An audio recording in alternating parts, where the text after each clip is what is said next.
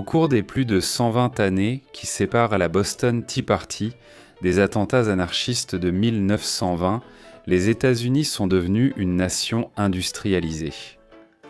Et à mesure que les usines étaient reconstruites et prospéraient, les villes autour d'elles prospéraient aussi.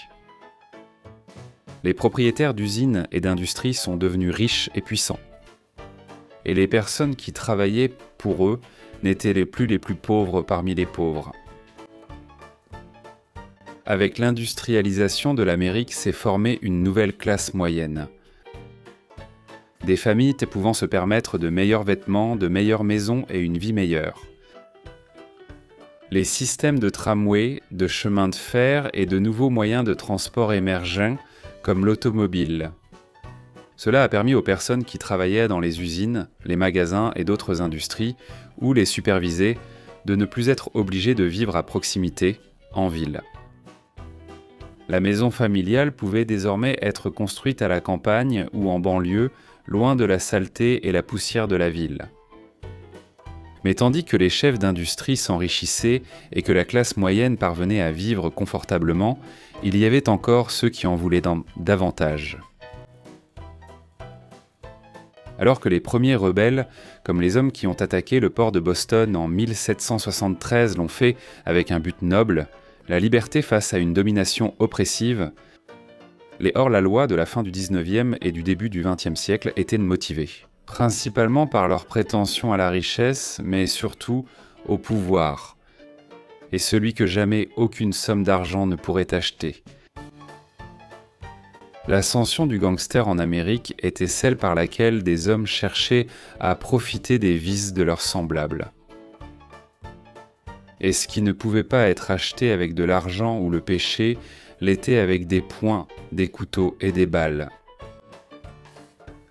Rejoignez-nous dans notre exploration continue des gangs, des gangsters et de la mafia.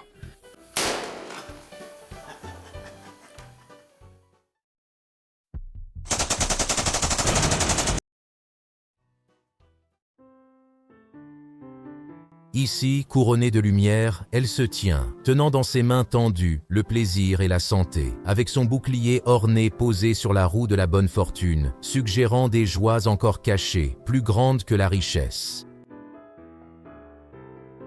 À mesure que les classes supérieures et moyennes gagnaient plus d'argent, elles obtenaient également plus de temps pour les loisirs.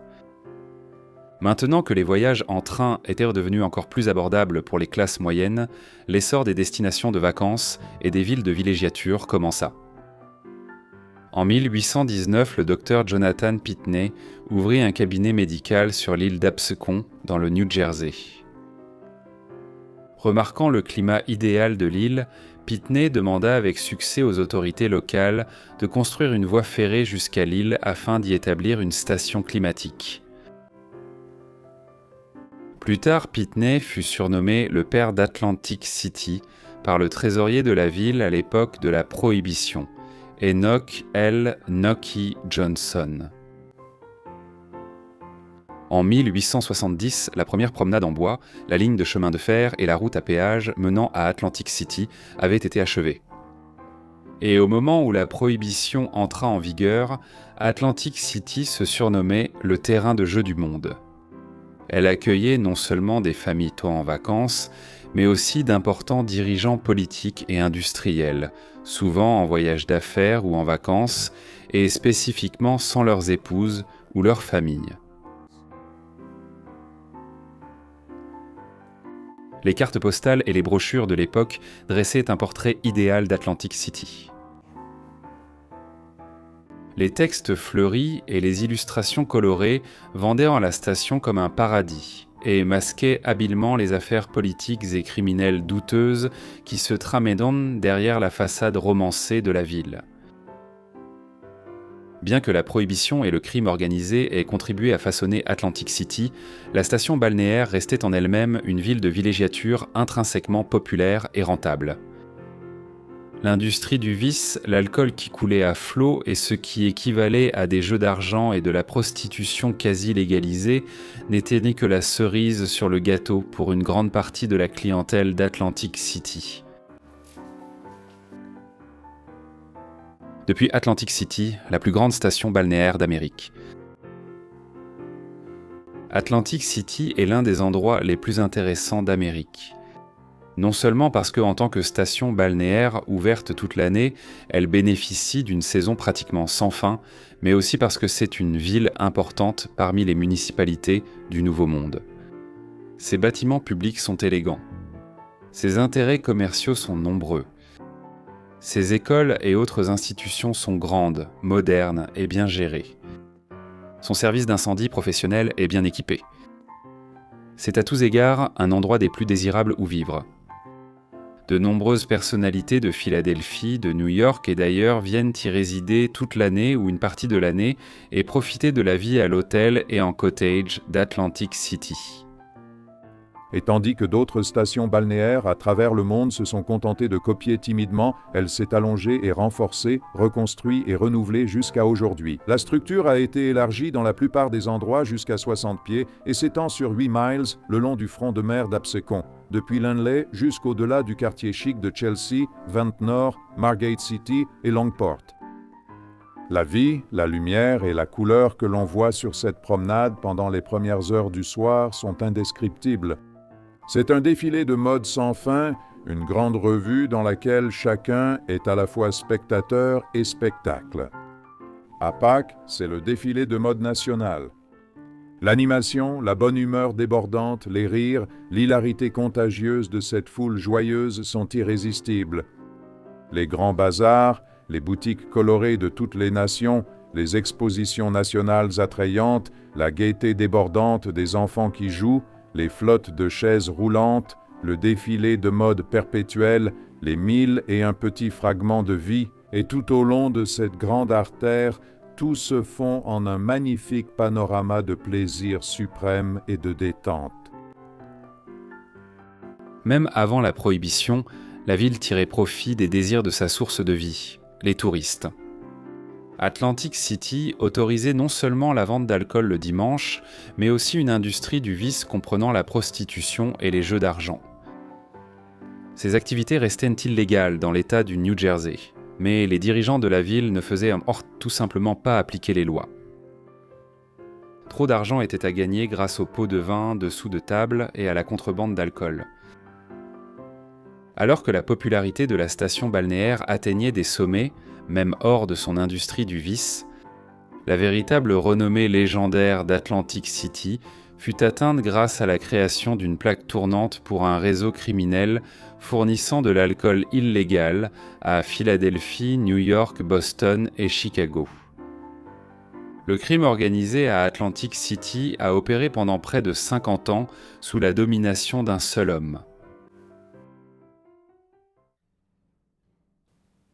Le 20 janvier 1883, Enoch L. Nucky Johnson est né de Smith et Virginia Johnson à Galloway Township, dans le New Jersey.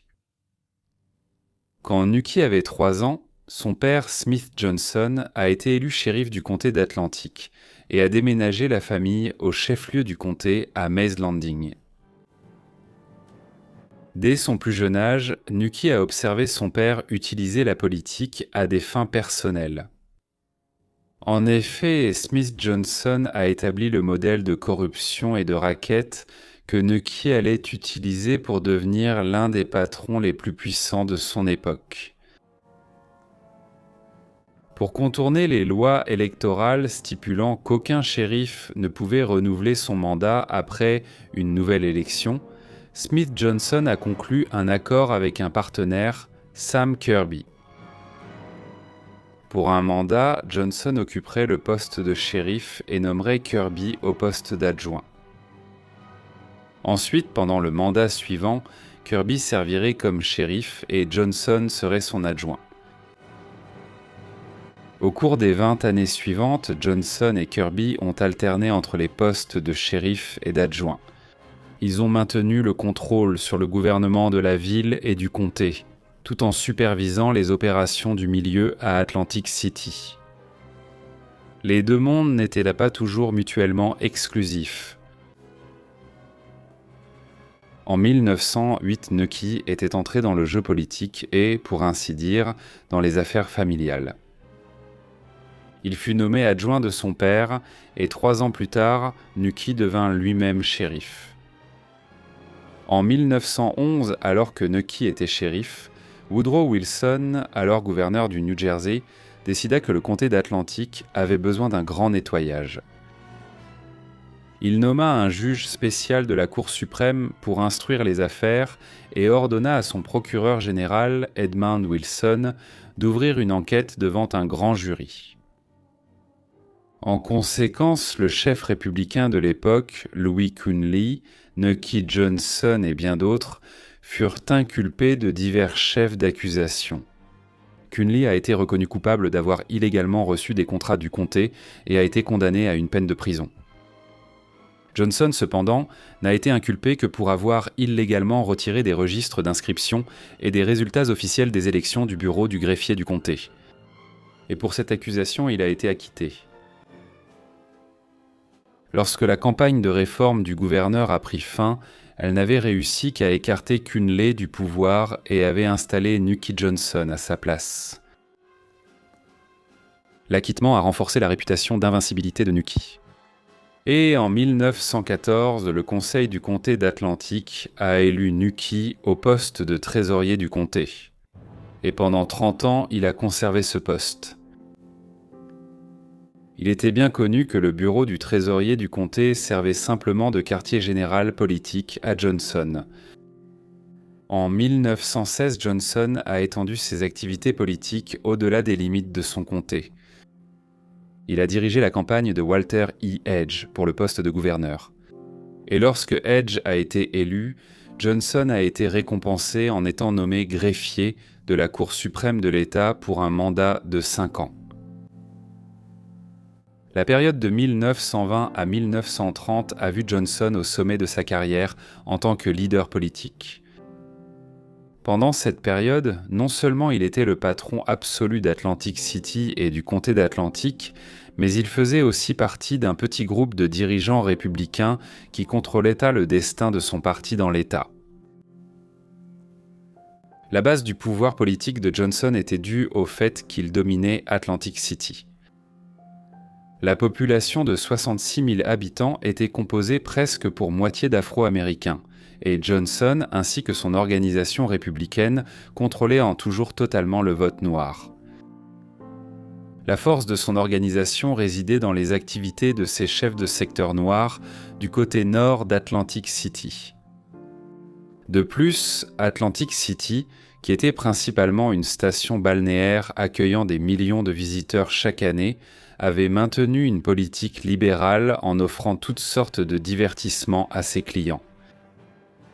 Cela incluait nécessairement des boîtes de nuit, l'alcool, des jeux d'argent et d'autres divertissements de nature similaire.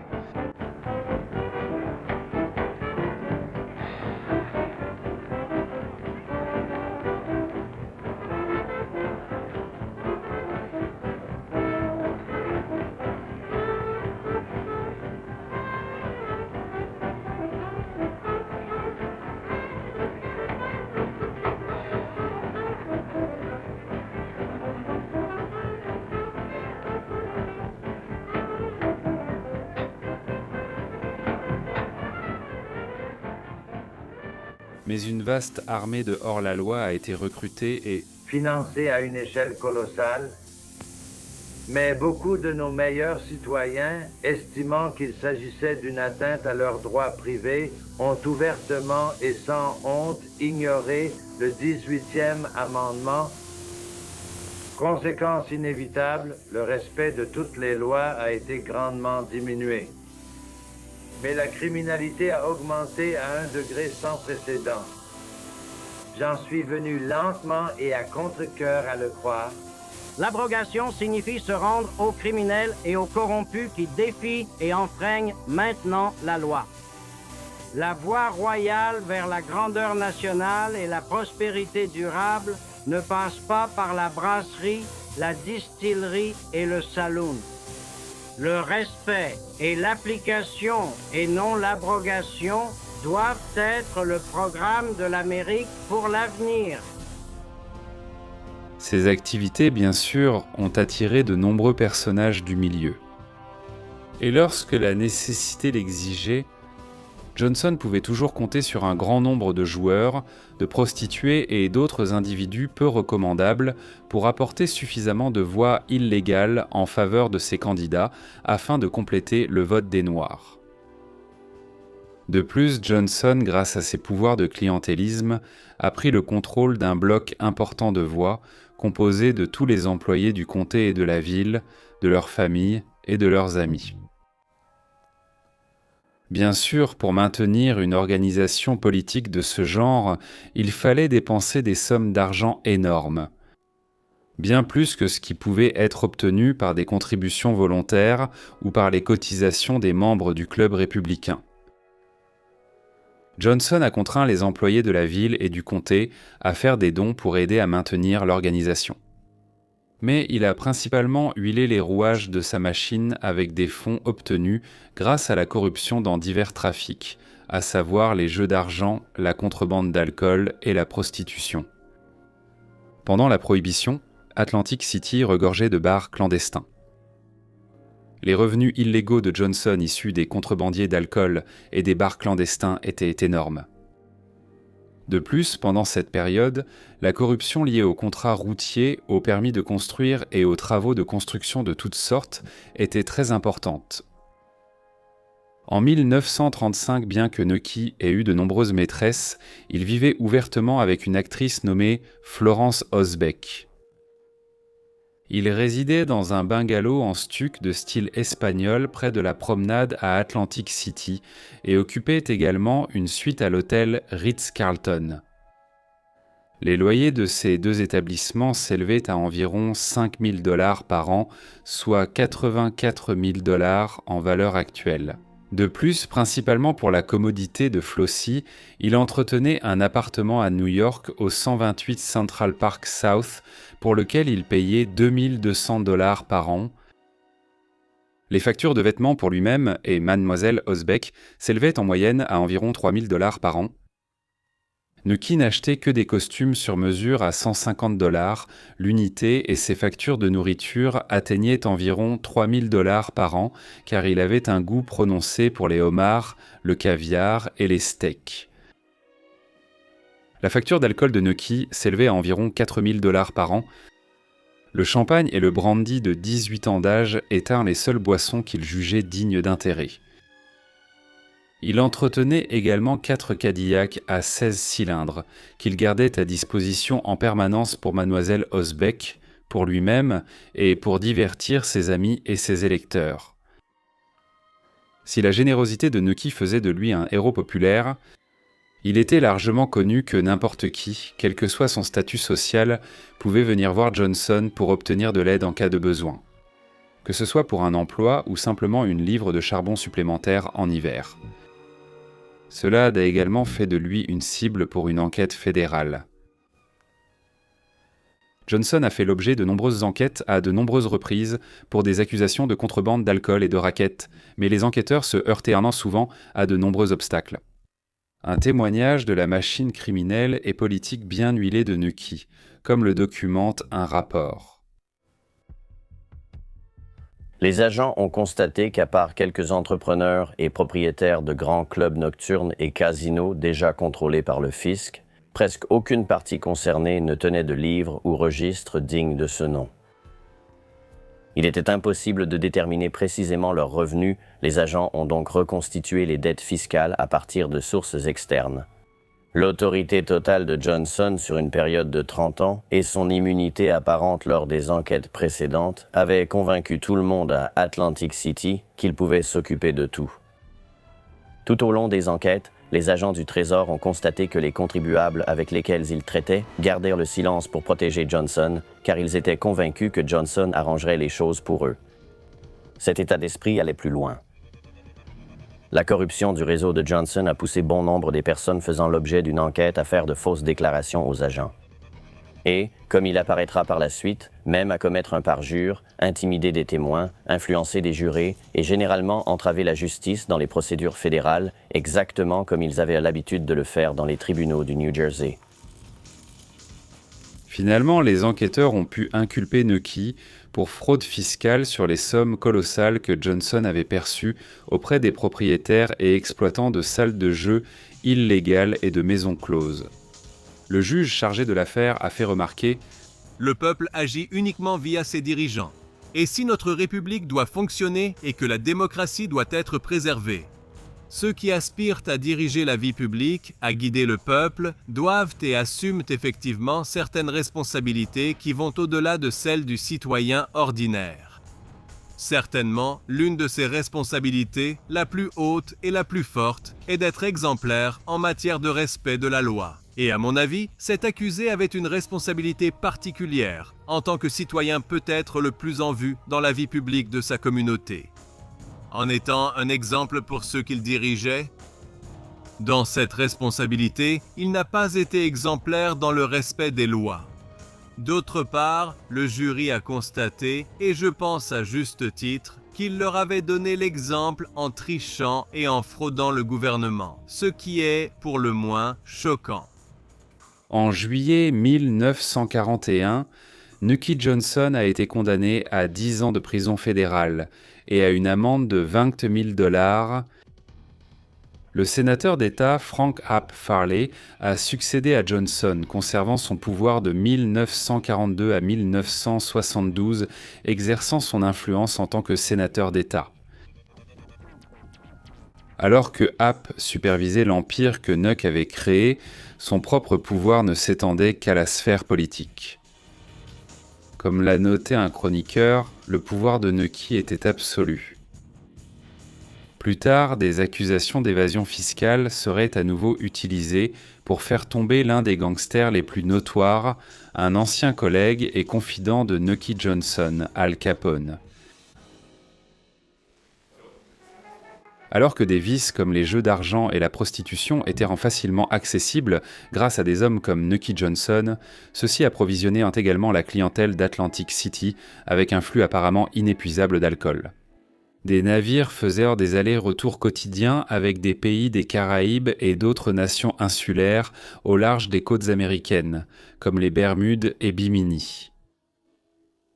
La contrebande d'alcool et le trafic de rhum étaient des industries aussi lucratives que n'importe quelle entreprise légale pendant la Prohibition. À certains moments, c'était même bien plus lucratif.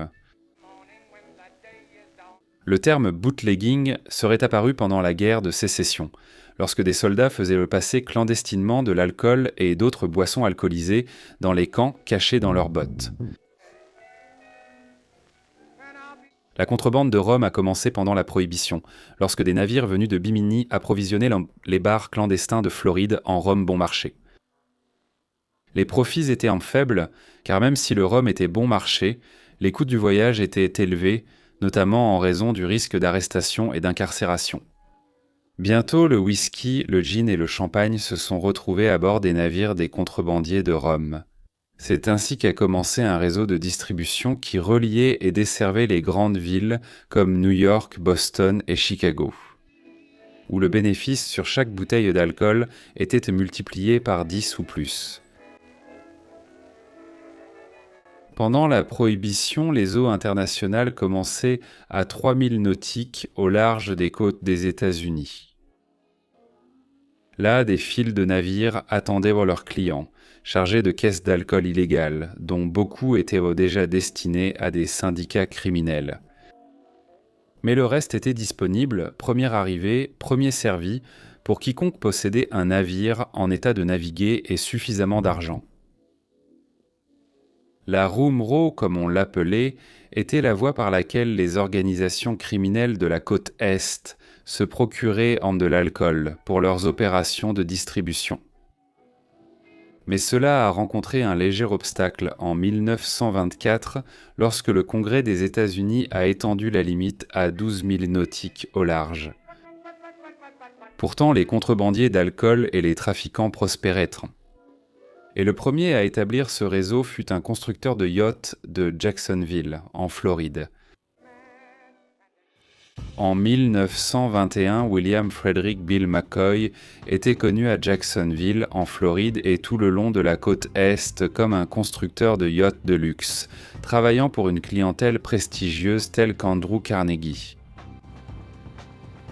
Son service de vedette à moteur et de chantier naval était devenu renommé non seulement pour la qualité des navires qu'il produisait, mais aussi pour l'honnêteté de McCoy et sa loyauté en affaires. Abstinent et admirateur de John Hancock d'avant la Révolution, le père de McCoy avait servi dans la marine de l'Union pendant la guerre de Sécession, ironiquement en tant que membre du blocus maritime contre les États confédérés. Cependant, lorsqu'une connaissance aisée offrit à McCoy la chance de piloter un chargement d'alcool illégal depuis les Bahamas pour un joli salaire journalier, McCoy commença à comprendre que la prohibition offrait aux marins expérimentés une opportunité très lucrative. McCoy acheta son premier navire de contrebande d'alcool, le Gloucester de 27 mètres, un bateau de pêche, à Henry L., pour $10 000. Avant même que McCoy ne navigue vers Nassau pour sa première cargaison, il avait déjà conclu un accord avec un autre contrebandier. 1500 caisses d'alcool à Savannah à $10 la caisse. Le Henry L. Marshall s'était déjà rentabilisé avant même que sa première cargaison officielle ne soit livrée. La garde côtière a construit ou réaménagé plus de 200 patrouilleurs dans le but de saisir et de couler les navires de contrebande, la plus grande classe de patrouilleurs construite par la garde côtière jusqu'à l'avènement de la Seconde Guerre mondiale. Bien que ces navires rapides et leurs canons de 6 livres aient été efficaces pour capturer les contrebandiers, un système judiciaire débordé a vu ces navires rapidement vendus aux enchères. Ils étaient souvent réutilisés comme navires de contrebande d'alcool quelques jours ou semaines plus tard. L'un des nombreux cas décourageants rencontrés par les gardes-côtes fut celui du remorqueur de contrebande Underwriter, qui fut saisi 4 fois en une seule année par les patrouilleurs des gardes-côtes. 3 fois, de l'alcool a été trouvé à bord. Chaque fois, cependant, le remorqueur était libéré sous caution et reprenait ses activités illicites. À cela s'ajoutait le coût élevé de l'application de la prohibition. En plus des recettes fiscales perdues sur l'innombrable quantité d'alcool illégal. Selon une estimation, en 1927, le budget de fonctionnement du service de la prohibition et de la garde côtière dépassait largement les 25 millions de dollars. Les coûts nationaux de l'application de la loi, des procédures judiciaires et des incarcérations ont atteint des milliards. Si la frustration et le mépris de la loi étaient visibles même au niveau fédéral, les forces de l'ordre local pouvaient en être considérées comme 10 fois plus corrompues. Les shérifs locaux et les forces de police étaient bien souvent à la solde des syndicats criminels ou achetés par des hauts fonctionnaires locaux. Des patrons comme Nucky Johnson, qui eux-mêmes recevaient d'importantes commissions provenant de la vente d'alcool illégal et d'autres vices. Les partisans de la prohibition soutenaient que l'alcool menait à une vie de crime et détruisait la morale ainsi que les systèmes de valeurs. Mais le mépris généralisé de la loi et de l'ordre posait des questions difficiles aux personnes des deux côtés du débat. Les Américains vivaient-ils mieux depuis l'interdiction de l'alcool ? Comment leur mode de vie pouvait-il être en sécurité alors que des gangsters profitaient d'un commerce illégal et que les forces de l'ordre étaient à la solde des gangs et des chefs politiques corrompus ? Quelles seraient les douloureuses répercussions du crime organisé ? L'auteur Raymond Chandler a écrit un jour « Le crime n'est pas une maladie, c'est un symptôme ». Jamais la maladie n'a été aussi prononcée qu'à Five Points, à Manhattan, à la fin du XIXe et au début du XXe siècle. Ce qui était autrefois un quartier respectable est vite devenu victime non seulement des tensions raciales et de la pollution industrielle, mais aussi de la pauvreté, en particulier celles causées par l'alcoolisme, la toxicomanie et la prostitution. Les hommes qui s'organisaient pour contrôler et diffuser ces vices se livraient également à des batailles féroces pour le territoire. Les gangs ont rapidement transformé ce quartier de classe moyenne en une zone de guerre ravagée par le crime. Dès les années 1840, les touristes étaient horrifiés par les conditions épouvantables laissées dans le sillage du vice et de la violence. Vers laquelle la rue sordide nous conduit, une sorte de place entourée de maisons lépreuses, dont certaines ne sont accessibles que par des escaliers en bois délabrés à l'extérieur. Qu'est-ce qui se cache derrière cet escalier tortueux? Continuons et plongeons dans les Five Points. C'est ici, ces ruelles étroites qui bifurquent à droite et à gauche et qui suintent partout la saleté et l'immondice. Les vies menées ici portent les mêmes fruits qu'ailleurs. Les visages grossiers et bouffis aux portes ont leurs équivalents chez nous et partout dans le monde. La débauche a rendu les maisons elles-mêmes prématurément vieilles. Regardez comme les poutres pourries s'effondrent et comme les fenêtres rafistolées et brisées semblent lancer des regards sombres, tels des yeux blessés lors de rixes d'ivrogne. De nombreux cochons vivent ici. Se demandent-ils parfois pourquoi leur maître marche debout au lieu d'aller à quatre pattes et pourquoi ils parlent au lieu de grogner? Charles Dickens a écrit sur sa visite du tristement célèbre quartier des Five Points dans son récit de voyage de 1842 notes américaines. Le quartier est autrefois un modeste quartier de la classe moyenne, situé près de l'intersection à 5 branches formée par Orange Street, Cross Street et Anthony Street, au centre du Lower Manhattan à New York. A rapidement sombré dans un bidonville infesté de maladies, conséquence de la surindustrialisation. Le Collect Pond tout proche, autrefois source d'eau potable pour la ville de New York, est devenu irrémédiablement contaminé par les déchets industriels. Et les tensions raciales entre les Afro-Américains affranchis et les descendants irlandais, qui étaient présents dans la région depuis le XVIIe siècle, plusieurs gangs criminels opéraient dans la région dans les années 1850. Et dans les années 1920, le quartier de Five Points n'était pas étranger au crime ou au conflit. Les émeutes anti-abolitionnistes de 1834 et les émeutes de la conscription de 1863 ont toutes deux eu lieu dans ce quartier assiégé, et on pensait qu'elles provenaient toutes deux de gangs irlandais qui craignaient la concurrence sur le marché du travail des Noirs affranchis. L'émeute des Dead Rabbits en 1857 provenait uniquement d'une guerre totale entre deux gangs de Five Points, les Dead Rabbits et les Bowery Boys, qui comptaient parmi leurs rangs le tristement célèbre Bill le Boucher.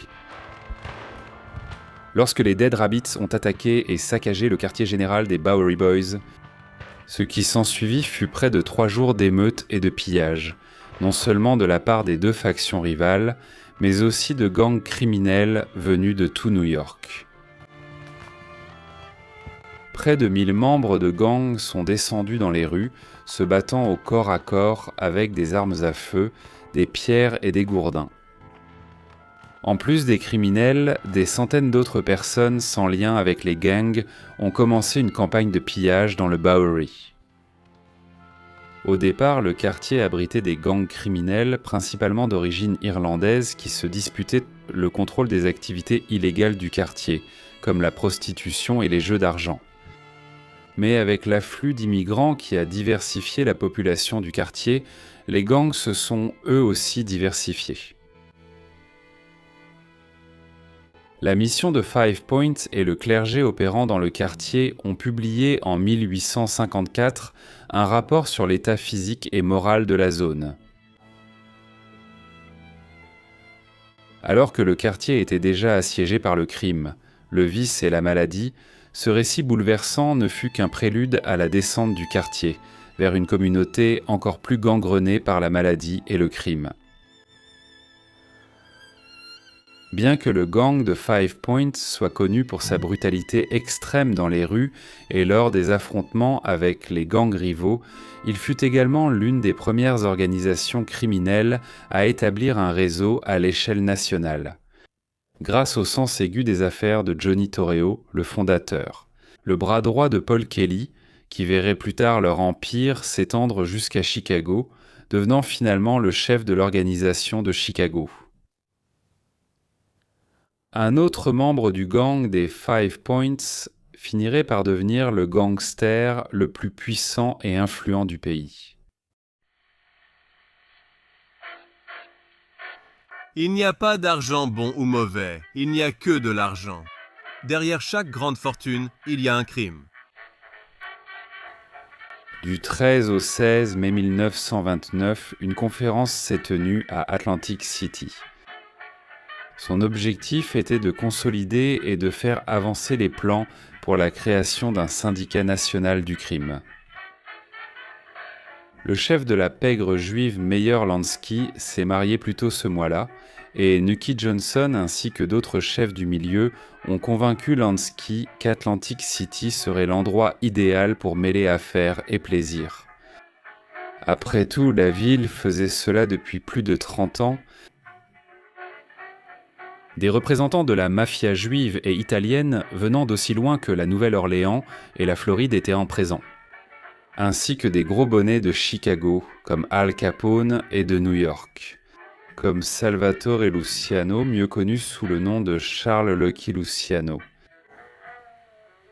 Ayant grandi au sein du gang des Five Points et travaillant plus tard pour le célèbre parieur Arnold Rothstein, Luciano a appris à faire de sa vie une existence entièrement dédiée au crime, mais gérée davantage comme une entreprise légitime. Plutôt que d'utiliser la violence pour atteindre ses objectifs, Rothstein a appris à Luciano à résoudre ses problèmes avec de l'argent et de la diplomatie. Lorsque Luciano a raté une grosse affaire de drogue en 1923, Rothstein lui a conseillé d'acheter 200 places coûteuses pour le match de boxe Dempsey-Firpo et d'inviter tous les principaux politiciens et chefs de la mafia de New York. La ruse a porté ses fruits et Luciano a rétabli sa réputation irréprochable. On disait que Rothstein avait fait remarquer « plus il y a d'argent, plus il parle fort ». Alors que certains anciens chefs de la mafia, comme Joe Masseria, refusaient de faire des affaires avec des personnes qui n'étaient pas d'origine italienne ou italo-américaine, Luciano voyait de grands avantages financiers à coopérer, quelle que soit la famille ou la race. Ce sont les méthodes archaïques et l'étroitesse d'esprit de Masseria qui ont plongé son organisation dans la guerre des Castellamarese. Une rivalité brutale entre des groupes de Chicago, Detroit et New York. Cela a entraîné la mort de 60 gangsters et a laissé le rival de Masseria, Salvatore Maranzano, se proclamer capo di tutti capi, ou le chef de tous les chefs. Luciano a rapidement prêté allégeance à son ancien ennemi, mais il a bientôt assassiné Maranzano et a pris le contrôle de l'organisation lui-même. Il s'est rapidement employé à se débarrasser du titre de chef de tous les chefs, et avec des idées issues de la conférence d'Atlantic City, il a été l'un des fondateurs de la commission, qui était composée de représentants des 5 familles de New York et du chef de l'organisation de Chicago. C'était une initiative destinée à instaurer de nouvelles idées de diplomatie et un système d'équilibre des pouvoirs qui mettrait fin aux luttes internes insensées et, surtout, assurerait des profits pour tous. Cela mettrait fin à la rivalité et, en théorie, instaurerait l'harmonie au sein du syndicat national du crime.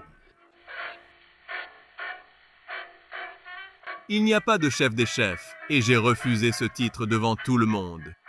Si jamais je change d'avis, je prendrai le titre. Ce n'est pas à toi de décider. Tu travailles pour moi, et je ne compte pas prendre ma retraite. Que je n'entende plus jamais ça, ou je vais perdre mon sang-froid. Alors qu'Atlantic City prospérait et grandissait sous une façade étincelante de santé, de loisirs et d'élégance, et à la faveur du contournement de l'interdiction de l'alcool, des villes comme New York et Chicago ont commencé à voir leurs quartiers les plus pauvres et leurs zones ethniques tomber sous le contrôle de la mafia. Le réseau criminel qui s'est étendu d'Atlantic City à Philadelphie, Boston, New York et Chicago a instauré un système de corruption quasi universel, même à certains des plus hauts niveaux du pouvoir politique. Les pots de vin et les profits tirés des vices et d'autres activités criminelles ont conduit les forces de l'ordre et les responsables législatifs à fermer les yeux sur la violence et les drames personnels. C'était la conséquence directe de l'activité de la mafia. Cela remplissait les poches de nombreux individus tout en vidant celles des classes populaires et même de la nouvelle classe moyenne. C'était un système qui étouffait les communautés avec des drogues dangereuses et de l'alcool de mauvaise qualité, voire toxique. Et cela a contribué à la ruine financière de nombreuses familles et a été un facteur dans la survenue de la Grande Dépression. Pourtant, même si les gangsters terrorisaient tuaient les communautés, ils en sont venus à être vénérés comme des héros populaires. Ces gangsters donnèrent au peuple ce qu'il voulait.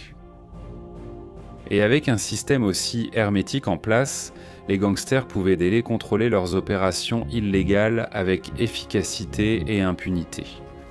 Les responsables pouvaient être achetés ou éliminés facilement. Et maintenant que les gangs d'Amérique étaient organisés, cela semblait sans fin. Bien longtemps après la fin de la prohibition, le syndicat national du crime a continué de se nourrir et même de prospérer grâce aux vices du peuple américain. Nous avons du whisky, du vin, des femmes, de la musique et des machines à sous. Je ne le nierai pas et je ne m'en excuserai pas. Si la majorité des gens n'en voulaient pas, ils ne seraient pas rentables et ils n'existeraient pas. Rejoignez-nous dans notre prochain épisode où nous verrons des hommes comme Nucky Johnson, Lucky Luciano et Al Capone s'élever au-delà des plus hauts échelons du pouvoir politique et financier pour entrer dans l'empire des gangsters et l'ascension de la mafia.